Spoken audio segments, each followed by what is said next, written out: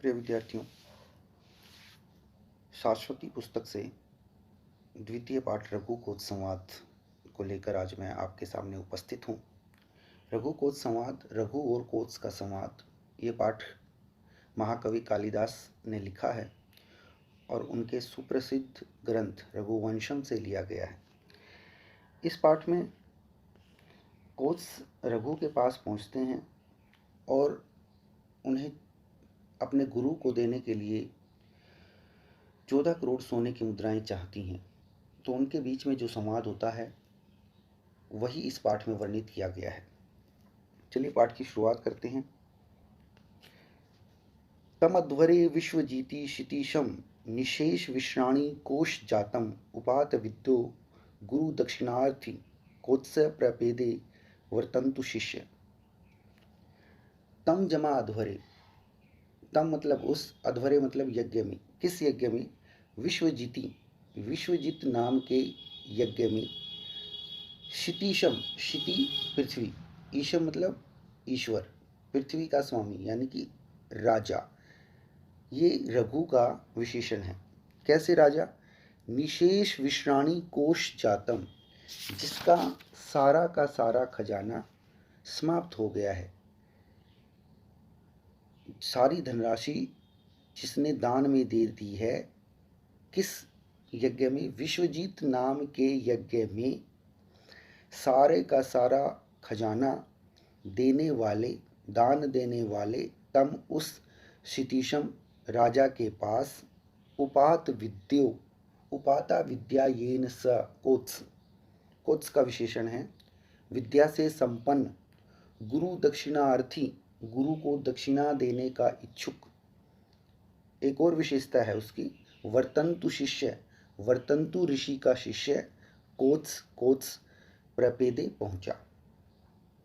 विश्वजित नाम के यज्ञ में अपना समस्त धन दान देने वाले उस क्षितिशम, उस राजा रघु के पास विद्या से संपन्न, गुरु को दक्षिणा देने का इच्छुक वर्तंतु का शिष्य कोत्स पहुंचा।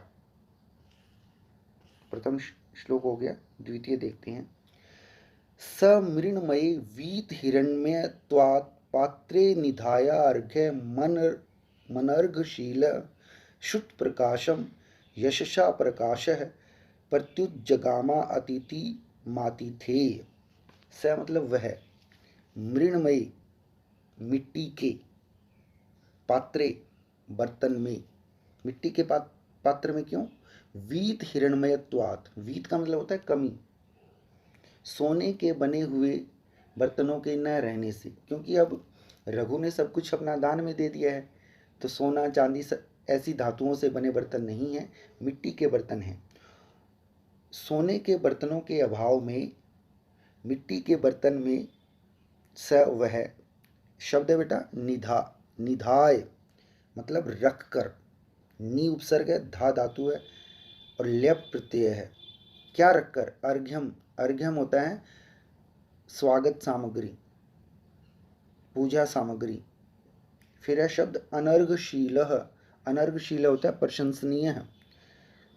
वह प्रशंसनीय सोने के अभाव के कारण मिट्टी के बर्तन में पूजा सामग्री रखकर शुद्ध प्रकाशम, शुद्ध प्रकाशम होता है वेद इत्यादि शास्त्रों से जो प्रकाशित है, जो उनको पढ़ चुका है। शुद्ध होते हैं, शुद्ध कहा जाता है वेद इत्यादि शास्त्रों को। प्रकाशम, वेद इत्यादि शास्त्रों को पढ़ने से जो प्रकाशित है, ऐसे। यशसा प्रकाश है, जो अपने यश से प्रकाशित हो रहा है, प्रकाशमान है, चमक रहा है। कौन है? यह रघु। उसके बाद देखते हैं प्रत्युत जगाम, प्रति जमा उत यण संधि है, जगाम मतलब पहुंचा, प्रत्युत जगाम मतलब पास गया, उसके पास पहुंचा। किसके पास? अतिथिम, उस अतिथि के पास जो शुद्ध प्रकाशम है, जो वेद इत्यादि शास्त्रों से संपन्न है, यानी कि कोत्स। कौन पहुंचा? आतिथेय, वो मेजबान पहुंचा, अतिथि का सत्कार करने वाला रघु पहुंचा। देखिए, वह अनर्घशील, प्रशंसनीय, अपने यश से प्रकाशित, आतिथेय मेजबान रघु विद हिरण्मयत्वात् सोने के बर्तनों के अभाव में मृण्मय पात्रे मिट्टी के बर्तन में स्वागत अर्घ्यम निधाय स्वागत सामग्री रखकर शुद्ध प्रकाशम वेद इत्यादि शास्त्र पढ़े हुए कोत्स के पास अतिथिम कोत्स के पास प्रत्युत जगाम वह राजा गया या पहुंचा। ठीक है, तीसरा देखते हैं। तमर्चित्वा विधिज्ञ तपोधनम मान धना अग्रयायी विषाम पतिर्विष्टर भाज मारात कृतांजलि कृत्य विदित्युवाच। बहुत आसान श्लोक है। तम मतलब उसको, अर्चित्वा पूजा करके, विधिवत विधि पूर्वक उसको उसकी पूजा करके। किसने की पूजा? विधिज्ञ, विधिम जानाति यह स, विधि को जानने वाला वह रघु। रघु के विशेषण देख लीजिए इसमें। विधिज्ञ विधि को जानने वाला, मान धना अग्रयायी अपने सम्मान को ही, आत्म गौरव को ही धन मानने वाला ऐसा, विषाम पति, विष होती है बेटा प्रजा, विषाम प्रजा का पति यानी कि राजा। कृतांजलि, कृतांजलि हाथ जोड़कर, एक शब्द कृत्यविद, कर्तव्य को पालन करने वाला, कर्तव्य को जानने वाला। इति उवाच, इति मतलब ऐसा, उवाच बोला। उवाच वच धातु से बना है, लिट लकार प्रथम पुरुष एक वचन है। इति जमा उवाच में यण संधि है। विधिवद विधि पूर्वक, विधि को जानने वाला, अपने सम्मान को ही सर्वप्रमुख मानने वाला राजा, अपने कर्तव्य का पालन करने वाला। कृतांजलि हाथ जोड़कर, किसको हाथ जोड़कर? तपोधनम, तप एव धनम अस्ति यस्य स, जिसके लिए तपस्या ही धन है, ऐसा कौन है? ऐसा है कोत्स। उस तपस्वी, कैसे तपस्वी? विष्टर भाजम, विष्टर भाजम का अर्थ होता है आसन पर बैठे हुए, आसन पर उपस्थित। आरात मतलब समीप, पास, निकट। तो दोबारा देख लेते हैं इसको। वह विधि को जानने वाला, आत्म गौरव को ही सब कुछ मानने वाला, अपने कर्तव्य का पालन करने वाला विषामपति राजा, उस आसन पर बैठे हुए तपस्वी को अच्छी तरह से विधि पूर्वक, तम अर्चित्वा अच्छी तरह से पूजकर, उसके पास जाकर, कृतांजलि हाथ जोड़कर, इत्युवाच ऐसा बोला। कैसा बोला? अप्यगरणीर मंत्रकृता मृषीणाम कुशाग्र बुद्धे कुशली गुरुस्ते यतस्तव्या ज्ञानमशेष माप्तम लोकेन चैतन्यमिवोष्ण रश्मि। अपि, जब अपि का मतलब भी होता है, परंतु वाक्य के अर्थ में या शुरू में अर्थ लग जाए, ये शुरू में लग जाए तो ये क्या का अर्थ भी देता है। अप्य अगरणीर मंत्रा, मंत्र कृताम। अपि मतलब क्या? अगरणी, अगरणी मतलब सबसे पहला। मंत्र कृताम मंत्रों को करने वाले, मंत्रों को जानने वाले, मंत्रों को सोचने वाले। मंत्र कृताम ऋषिणाम, मंत्रों को जानने वाले ऋषियों में जो अग्रणी हैं। कुशाग्र बुद्धि, कुशाग्र बुद्धि शब्द है, कोत्स के लिए आया है, संबोधन में है ये। कुशाग्र बुद्धि, कुशाग्र बहुत तेज बुद्धि वाले,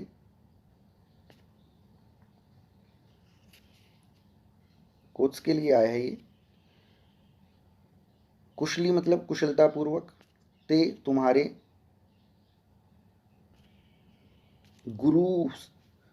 गुरुस्ते गुरु जमाते, क्या तुम्हारे गुरु कुशली ठीक ठाक हैं। हे कुशाग्र बुद्धि वाले, हे बहुत तीव्र बुद्धि वाले कोत्स, ऋषि मंत्रों का चिंतन करने वाले ऋषियों में अग्रणी, सबसे पहले गिने जाने वाले, अग्रगण्य, सबसे पहले आने वाले, क्या तुम्हारे गुरु वर्तंतु कुशली ठीक ठाक हैं? यतस्तव्या, यत मतलब जहाँ से, जिससे, तव्या तुम्हारे द्वारा, ज्ञानम अशेषम आप्तम, समस्त ज्ञान उसी प्रकार प्राप्त किया है। क्यों? तो तुमने अपने गुरु से समस्त ज्ञान उसी प्रकार प्राप्त किया है। लोकेन चैतन्यम इव उष्ण रश्मि, उष्ण रश्मि, उष्ण रश्मि जो विशेषण है, उष्ण रश्मि यस्य बहुव्रीहि समास है, सूर्य के लिए आया है। जिस प्रकार लोकेन इस संसार के द्वारा, चैतन्यम चेतनता, जागृति, इव के समान, जिस प्रकार इस सूर्य के द्वारा यह संसार जागृति उत्पन्न कर प्राप्त करता है, उसी प्रकार तुमने अपने गुरु से सारे का सारा ज्ञान प्राप्त किया है। हे कुशाग्र बुद्धि वाले कोत्स, क्या मंत्रों का चिंतन करने वाले ऋषियों में सबसे पहले गिने जाने वाले तुम्हारे गुरु ठीक ठाक हैं, जहाँ से तुमने अपने समस्त ज्ञान को उसी प्रकार प्राप्त किया है जिस प्रकार संसार के समस्त प्राणी, समस्त लोग सूर्य से जागृति प्राप्त करते हैं। इस श्लोक में रघुकोट से अपने उसके गुरु के बारे में उसका हालचाल पूछते हैं। तवार्हतो नाभिगमेन तृप्तम मनो नियोग क्रियोत्सुकम में अप्यागया शासितु रात्मना वा प्राप्तोऽसि संभावयितुम वनान माम। अच्छा श्लोक है। क्या कहते हैं? तव तुम्हारे, अर्हता मतलब प्रशंसा के योग्य, प्रशंसनीय, न नहीं, अभिगमेन आगमनेन, तृप्तम तृप्त, हे प्रशंसा के योग्य, ये रघु ही कह रहे हैं कोत्स को, फिर से कह रहे हैं कि हे पूजनीय, हे प्रशंसा के योग्य, तुम्हारे आगमन से ही मेरा मन प्रसन्न नहीं है। क्यों? नियोग क्रिया जमा उत्सुकम, नियोग क्रिया जमा उत्सुकम में मन है, मेरा मन तो नियोग क्रिया, आज्ञा के लिए, जो तुम आदेश दोगे ना, उसके लिए मेरा मन उत्सुक हो रहा है। उसके कारण से मेरा मन उत्सुक हो रहा है कि तुम्हारी आज्ञा का पालन मैं करना चाहता हूँ। अपि आज्ञया शासितुर आत्मना वा, अपि मतलब क्या? आज्ञा, आज्ञा से, किसकी आज्ञा से? शासितु, जिसका तुम पर शासन है, यानी कि तुम्हारे गुरु की आज्ञा से आए हो। आत्मना वा, या अपनी इच्छा से, अपने आप ही। प्राप्तोऽसि, प्राप्त जमा असि, प्राप्तोऽसि। संभावयितुम, संभावयितुम का मतलब होता है मेरा कल्याण करने के लिए।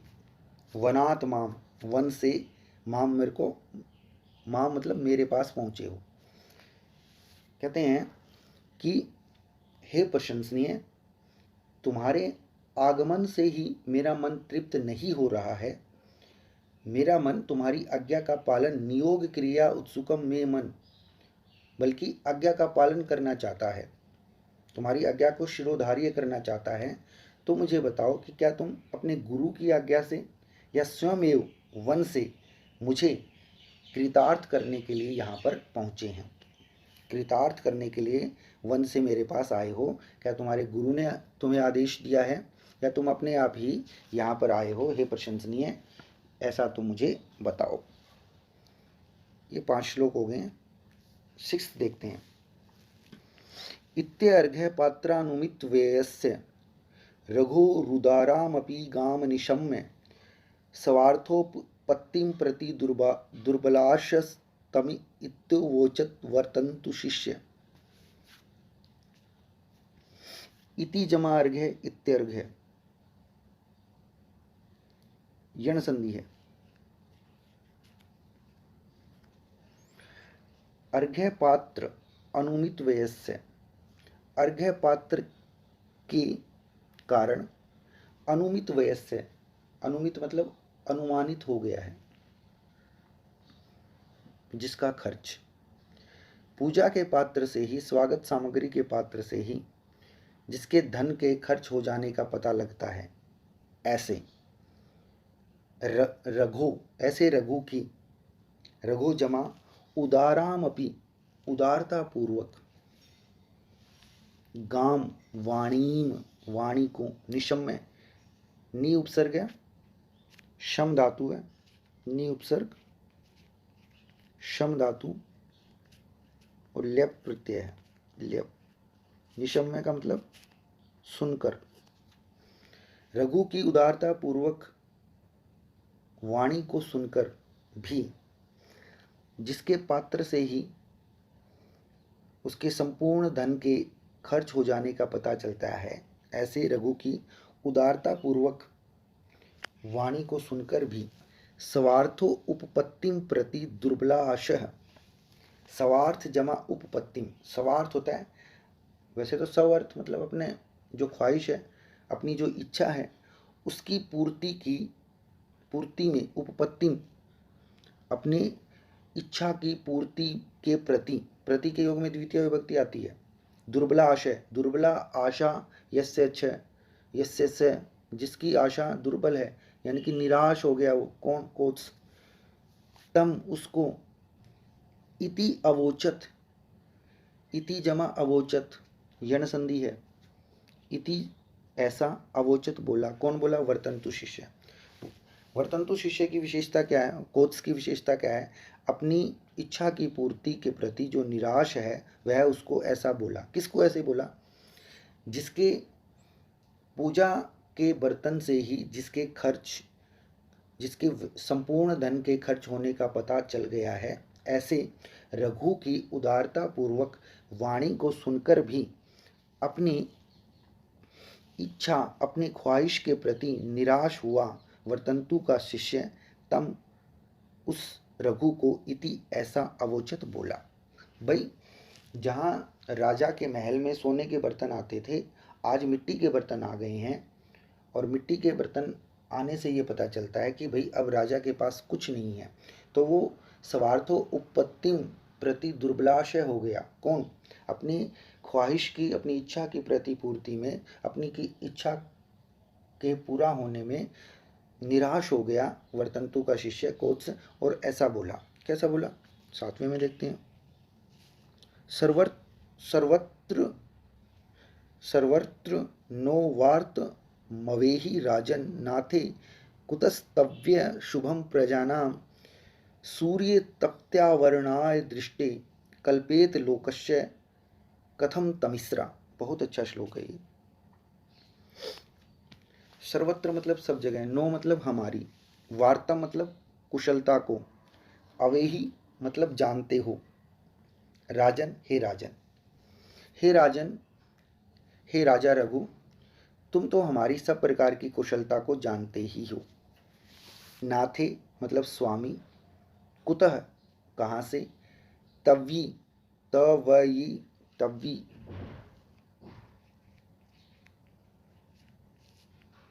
जमा शब्द है अशुभम, अशुभम मतलब अशुभ, प्रजा नाम प्रजा का, तुम्हारे राजा होने पर, नाथे, तवी नाथे सती, तुम्हारे राजा होने पर, कुतः अशुभम प्रजा नाम, प्रजा का, जब तक तुम स्वामी हो तब तक प्रजा का अशुभ नहीं हो सकता, आपके राजा होते हुए प्रजा का अशुभ नहीं हो सकता, अमंगल नहीं हो सकता। हे राजन, सर्वत्र सब जगह हर तरह से, नो मतलब हमारी, वार्तम कुशलता को, अवेही आप जानते हैं, और तुम्हारे राजा रहते हमारा अमंगल अशुभ नहीं हो सकता, प्रजा का अशुभ नहीं हो सकता। क्यों नहीं हो सकता भाई, आगे एक उदाहरण से अपनी बात की पुष्टि करते हैं। क्या, सूर्य तप्त्यावरणाय दृष्टे, सूर्य तप्ती जमा आवरणाय, यण संधि है, सूर्य के तपने पर, प्रकाशमान होने पर, आवरणाय, दृष्टे आवरणाय, दृष्टे मतलब दृष्टि की, आवरणाय को ढकने में, कल्पित कैसे कल्पना हो सकती है, लोकस्य लोक की दृष्टि को ढकने की कल्पना कैसे हो सकती है, कैसे संभव हो सकता है? कथम, किस प्रकार? तमिश्रा, अंधकार के द्वारा। कहते हैं सूर्य के तपने पर, सूर्य के प्रकाश, सूर्य प्रकाशित हो रहा है तो लोक की दृष्टि को ढकने में तमिश्रा, अंधकारेण, अंधकार के द्वारा कैसे कल्पना की जा सकती है? अंधकार से लोक की दृष्टि नहीं ढकी जा सकती, क्यों? सूर्य प्रकाशित हो गया है, सूर्य प्रकाशमान है।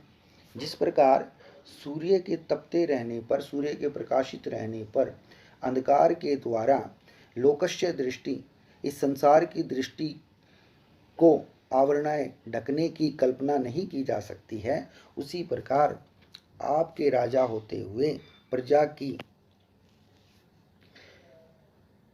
अमंगलकारी घटना नहीं हो सकती। प्रजा का शुभ ही शुभ होगा, अशुभ नहीं हो सकता। 9वां देख ले, 8वां देख लेते हैं बेटे। 8वां देखिए। अच्छा, ये जो 7वां श्लोक है ना, इसमें अर्थांतर न्यास अलंकार है। अर्थांतर न्यास अलंकार क्या होता है कि इसमें एक बात की पुष्टि दूसरी बात करती है। एक बात कही कि भाई हम सब ठीक हैं, आपके राजा होते हुए हमारा अशुभ, प्रजा का अशुभ नहीं हो सकता।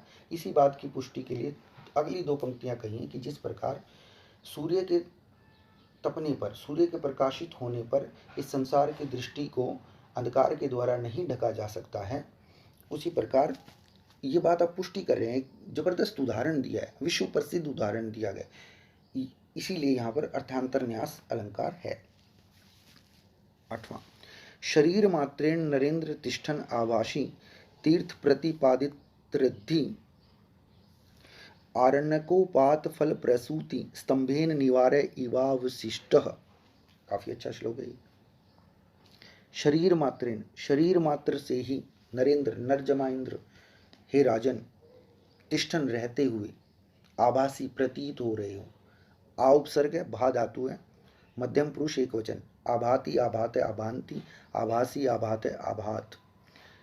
तीर्थ प्रतिपादित रिद्धि, प्रतिपादित जमा रिद्धि। तीर्थ का मतलब होता है जो अच्छे लोग हैं, सतपात्र हैं। प्रतिपादित रिद्धि, प्रतिपादित मतलब सत लोगों पर, अच्छे लोगों पर प्रतिपादित दे दी है, निछावर कर दी है। क्या? रिद्धि, सारी समृद्धि। सतपात्रों को सारी संपत्ति दान करने वाले हे राजन, अच्छे सुयोग्य पात्रों को सारी संपत्ति लुटाने पर शरीर मात्र से ही, अब शरीर शरीर रह गया, धन संपदा कुछ नहीं बची, शरीर मात्र से ही, तिष्ठन स्था धातु है, क्षत्रिय प्रत्यय है, रहते हुए, केवल शरीर मात्र से ही आभासी, सुशोभित हो रहे हो। तो किस प्रकार सुशोभित हो रहे हो? अंतिम पंक्ति में देखिए, स्तंभेन निवारय इव अवशिष्ट है। एक सावकी का पौधा होता है बेटा, सावकी का पौधा होता है, और स्तंभन होता है डंठेल, डंठल, डंठल। उसका फल तो ऊपर ऊपर ले लिया है, ठीक है, और उसका नीचे डंठल डंठल बचा। मान लीजिए गेहूं है आपके पास, और गेहूं पर जहाँ पर फल लगा है, ऊपर का हिस्सा उस गेहूं ने क्या, किसको दे दिया? आरण्यकोपात फल प्रसूति। आरण्यकोपात, आरण्य का पात, आरण्यक होता है अरण्य में, उपात मतलब देने वाले, अपना सब कुछ, फल प्रसूति। अरण्य में, वन में रहने वाले ऋषि मुनियों को अपना फल देने पर, अपना फल न्यौछावर करने पर डंठल मात्र, जिस प्रकार सांकी डंठल मात्र से बचा हुआ सुशोभित होता है। अपना फल ऋषि मुनियों को अर्पित करने के बाद सांकी का पौधा जिस प्रकार डंठल के समेत, डंठल मात्र से सुशोभित होता है, उसी प्रकार सतपात्रों को अपनी धन संपदा अर्पित करने के बाद, हे नरेंद्र, हे राजा, शरीर मात्र से तुम सुशोभित हो रहे हो। अब यहाँ पर सांकी की तरह बताया गया है राजा को, तो उपमा अलंकार है। उपमा अलंकार, उपमेय और उपमान की तुलना की गई है। उपमेय है यहाँ पर राजा, उपमान है सांकी का पौधा, जो अपने जंगल में रहने वाले ऋषि मुनियों को अपने फल प्रदान कर देता है, और फल प्रदान करने के बाद डंठल मात्र नीचे नीचे का हिस्सा रह जाता है उसका, और फिर सुशोभित होता है, फिर शोभा पाता है। आप कल्पना कर लीजिए गेहूं के पौधे की, गेहूं के ऊपर जो फल लगता है ऊपर ऊपर वाली, वो जिसको बाल बोलते हैं, वो हमने उतार लिए हैं। अब क्या है, नीचे बचा हुआ है, डंठल डंठल बोलेंगे उसको, स्तंभेन इव अवशिष्ट बचा हुआ है। क्यों? क्योंकि उन्होंने अपना फल जो है, जिस प्रकार गेहूं हम पर अर्पित कर देता है, उसी प्रकार सतपात्रों पर राजा रघु ने अपना सब कुछ अर्पित कर दिया है। ठीक है भाई, 9वां देख लेते हैं। तद तदन्यस्तावद अनन्य का तदन्यस्तस्तावदन्य कार्यो गुरुवर्थ माहर्तुं महम यतिष्ये स्वस्ते अस्तु ते निर्गलिताम्बुगर्भम शरद घनम न आर्दति चातको अपि। काफी आसान श्लोक है, अच्छा श्लोक है। तद मतलब तो, अन्यस अन्यतः अन्यतस, देखो पहला शब्द है तत्, दूसरा है अन्यतः,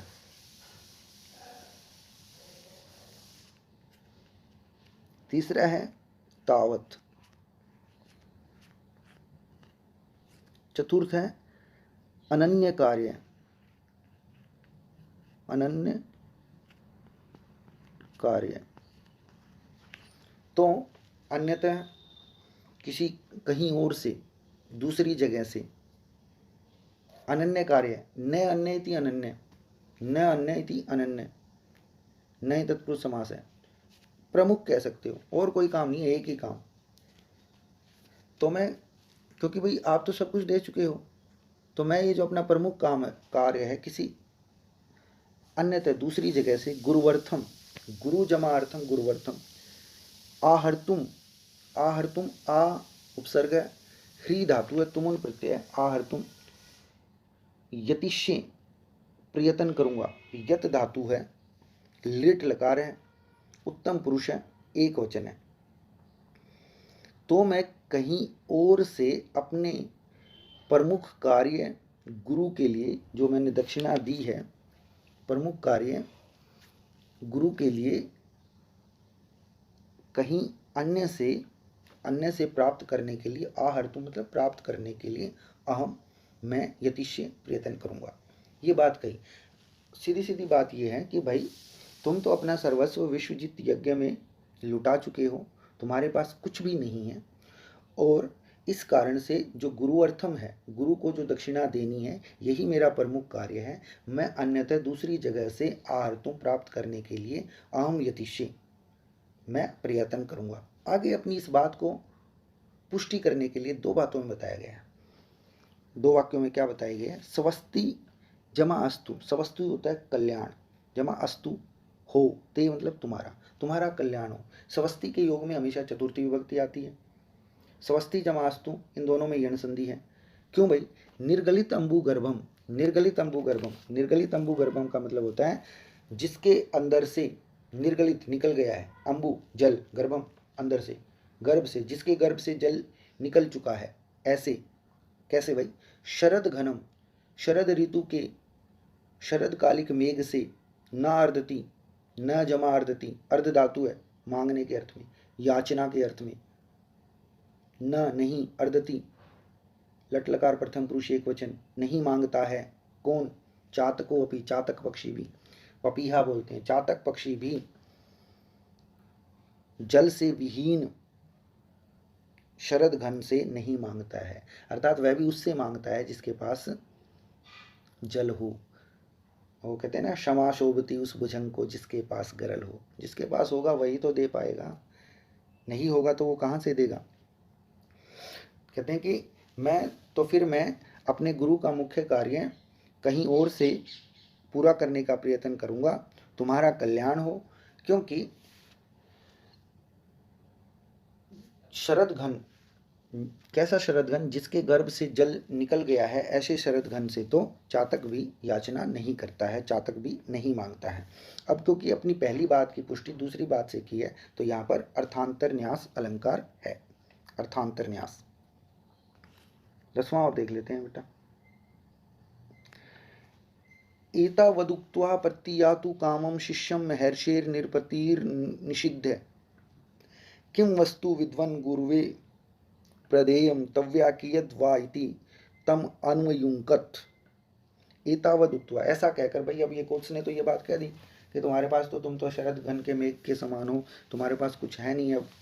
एतावद इतना, उक्त्वा कहकर, वच धातु कत्वा प्रत्यय, वच जमा कत्वा,